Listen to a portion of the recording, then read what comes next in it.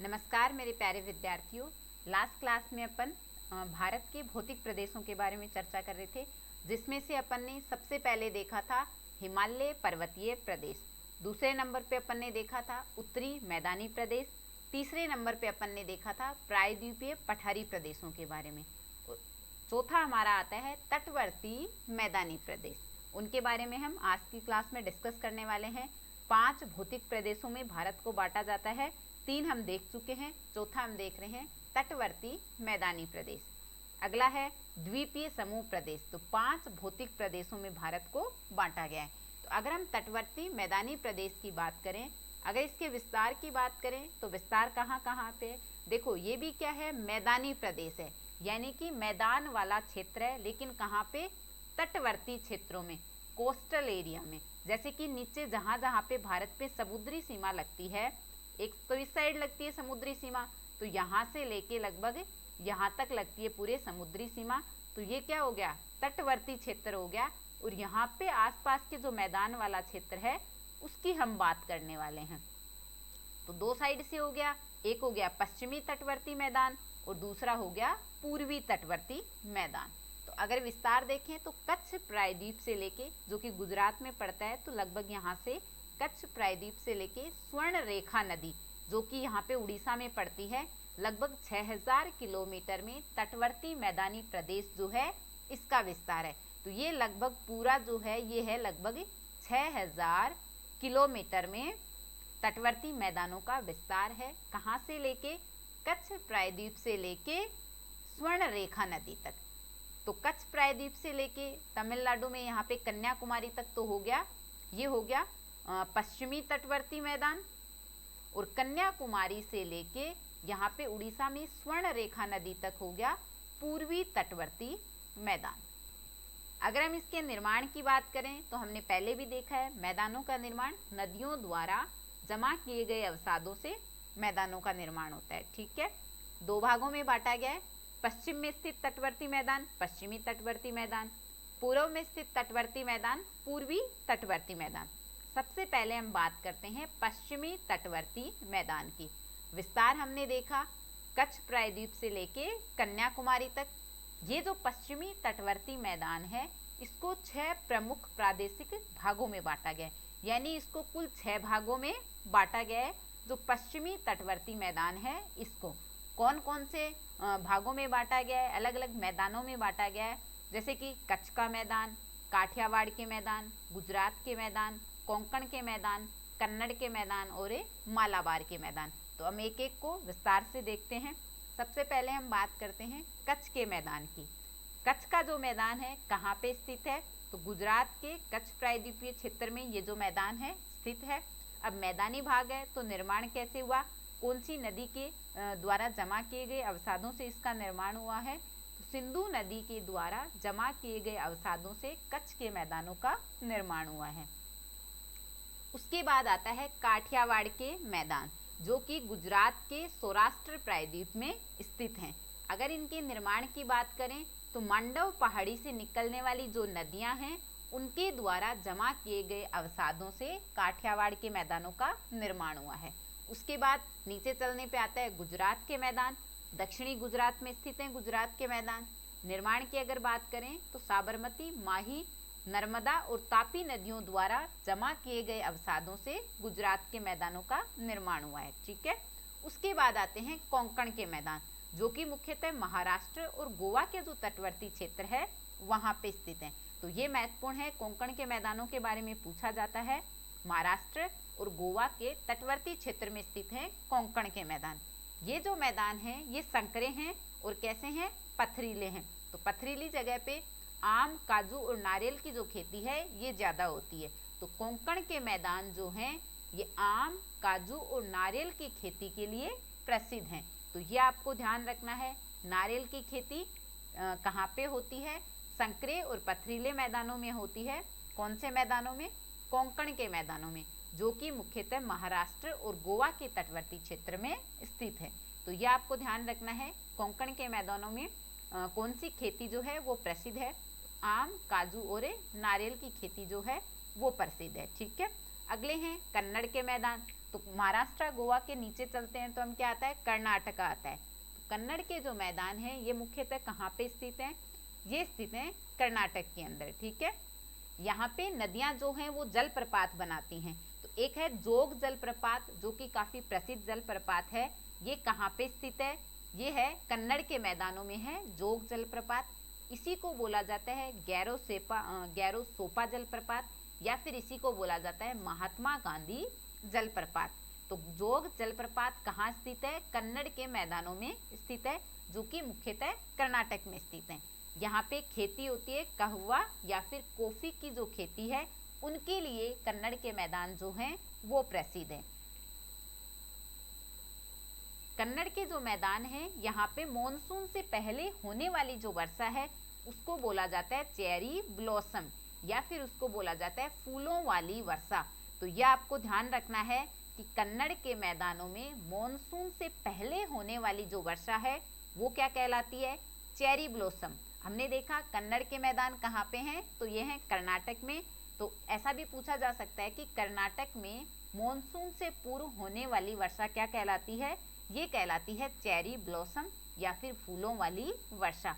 या फिर प्रश्न बन सकता है कि चेरी ब्लॉसम कहाँ पे होती है। ठीक है, कन्नड़ के मैदानों में होती है, या फिर आता है ऑप्शन में कर्नाटक में। फूलों वाली वर्षा कहाँ पे होती है, तो कन्नड़ के मैदानों में, या फिर हम बोलेंगे कर्नाटक में। लेकिन एनसीईआरटी के अनुसार चेरी ब्लॉसम जो है वो दे रखा है केरल में। तो अगर आपसे पूछा जाए कि एनसीईआरटी के अनुसार चेरी ब्लॉसम कहाँ पे होती है, तो ये है केरल के अंदर। ठीक है, अगला मैदान है मालाबार मैदान, जो कि मुख्यतः केरल में स्थित है। यहाँ पे लैगून झीलें पाई जाती हैं, लैगून झीलें स्थित हैं, जिनको की स्थानीय भाषा में कयाल बोला जाता है। तो कयाल क्या है, कयाल क्या है, केरल में स्थित जो लैगून झीलें हैं उन्हीं को स्थानीय भाषा में क्या बोला जाता है, कयाल बोला जाता है। तो केरल में स्थित लैगून झीलें, केरल में स्थित जो लैगून झीलें हैं उन्हीं को क्या बोला जाता है, वहाँ पे स्थानीय भाषा में कयाल बोला जाता है। तो कौन कौन सी लैगून झीलें यहाँ पे स्थित है, वेम्बानाड, एस्टामुड़ी, ये कुछ झीलें हैं जो कि लैगून झीलें हैं, जो कि मालाबार मैदान में स्थित है। एक यहाँ पे है पुन्नामादा कयाल, जहाँ पे हर साल नेहरू ट्रॉफी वल्लमकाली नाम की एक नौका दौड़ प्रतियोगिता जो है वो होती है। तो यहाँ से प्रश्न बनता है कि नेहरू ट्रॉफी वल्लमकाली नाम की जो नौका दौड़ है कहाँ पे होती है, तो ये होती है पुन्नामादा कयाल में। कहाँ पे स्थित है, मालाबार मैदान में स्थित है अगर मैदान पूछा जाए। और अगर आपसे राज्य पूछा जाए तो ये होती है केरल में, जो कि हर साल होने वाली एक प्रतियोगिता है जो कि पुन्नामादा कयाल में होती है। अगला मैदान है पूर्वी तटवर्तीय मैदान। हमने पश्चिमी तटवर्तीय मैदान के बारे में देखा, अलग अलग भागों में, मुख्यतः 6 भागों में बांटा हुआ है पश्चिमी तटवर्तीय मैदान को, उसके बारे में अपन ने देख लिया। अब बात करते हैं पूर्वी तटवर्तीय मैदान की। विस्तार हमने देखा, कन्याकुमारी से लेके स्वर्ण रेखा नदी तक पूर्वी तटवर्ती जो मैदान है इसका विस्तार है। तो नदियों के आधार पे जो पूर्वी तटवर्ती मैदान है इसको मुख्यतः 2 भागों में बांट रखा है। एक तो उत्तरी सरकार जो कि स्वर्ण रेखा नदी से लेके कृष्णा नदी के बीच में, तो ये हमने देखा था, ये भारत है। तो यहाँ पे क्या है, उड़ीसा में स्वर्ण रेखा नदी है। ठीक है, तो उड़ीसा में है स्वर्ण रेखा नदी, और लगभग यहाँ पे आंध्र प्रदेश तक उत्तरी सरकार है, ये बांट रखा है पूर्वी तटवर्ती मैदान को। विस्तार कहाँ से कहाँ तक है, तो स्वर्ण रेखा नदी से लेके कृष्णा नदी के बीच में, तो आंध्र प्रदेश में बहती है कृष्णा नदी, वहां तक विस्तार है। उत्तरी सरकार बोला जाता है वहां पे स्थित जो पूर्वी तटवर्तीय मैदान है उसको। तो अगर इसके विस्तार की बात करें तो मुख्यतः उड़ीसा और आंध्र प्रदेश में उत्तरी सरकार का विस्तार है, जो कि पूर्वी तटवर्तीय मैदान का भाग है, स्वर्ण रेखा नदी से कृष्णा नदी के बीच में स्थित है। तो जो पूर्वी तटवर्तीय मैदान है उसका एक भाग तो हो गया उत्तरी सरकार, एक भाग हो गया उत्तरी सरकार, जो कि स्वर्ण रेखा नदी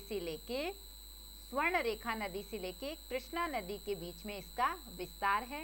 मुख्यतः उड़ीसा और आंध्र प्रदेश में इसका विस्तार है। तो उड़ीसा और आंध्र प्रदेश में इसे उत्तरी सरकार मैदान का विस्तार है।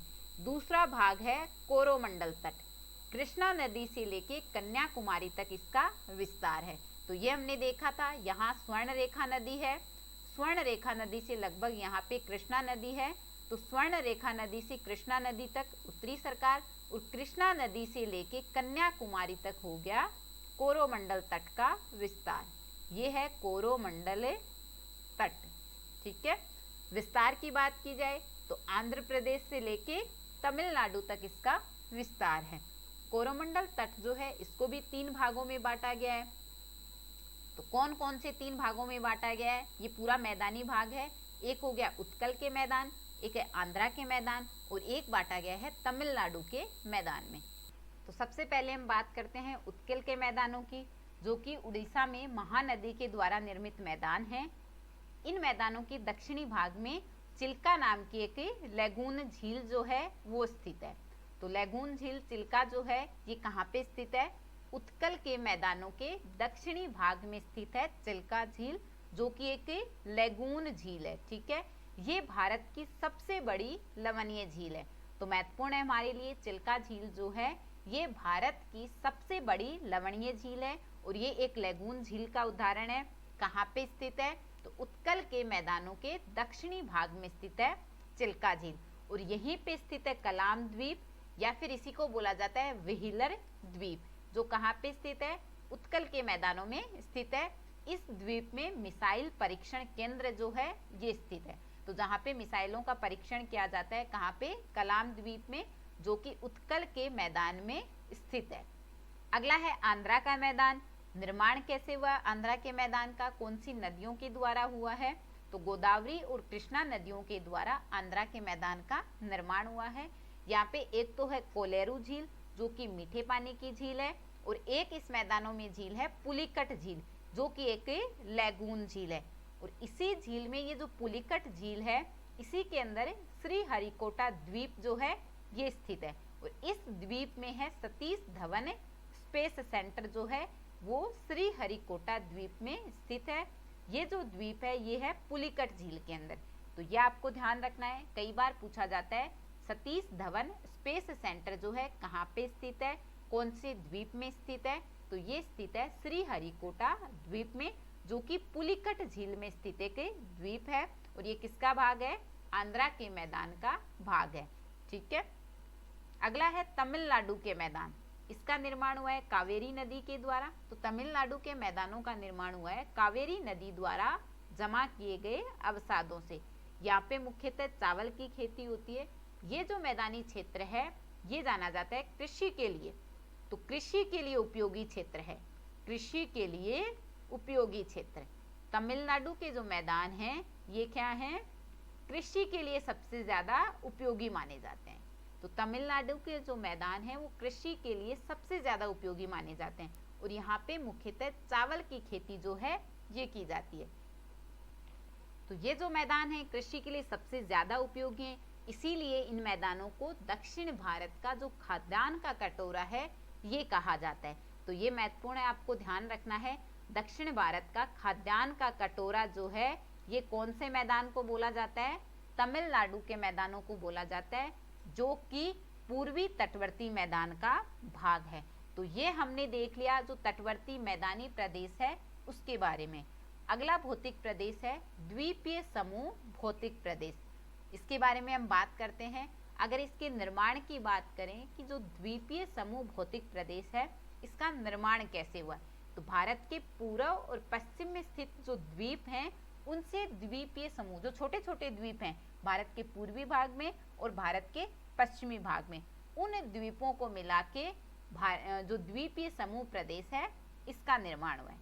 तो इसके अंदर 2 प्रमुख द्वीप समूह हैं। कौन कौन से हैं? अंडमान निकोबार द्वीप समूह और लक्षद्वीप जो है ये द्वीप समूह। अगर हम अंडमान निकोबार द्वीप समूह की बात करें तो इसका निर्माण कैसे हुआ है?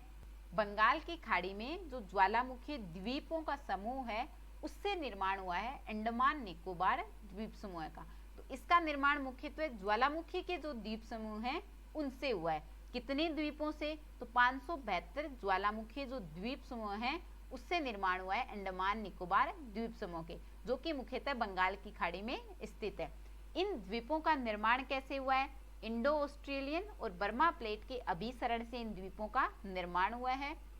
ये जो अंडमान और निकोबार द्वीप समूह है, इन दोनों के बीच में 10 डिग्री जो चैनल है वो स्थित है। तो यहाँ से प्रश्न बनता है, पूछा जाता है 10 डिग्री चैनल कहाँ पे स्थित है? तो अंडमान और निकोबार द्वीप समूह के बीच में है।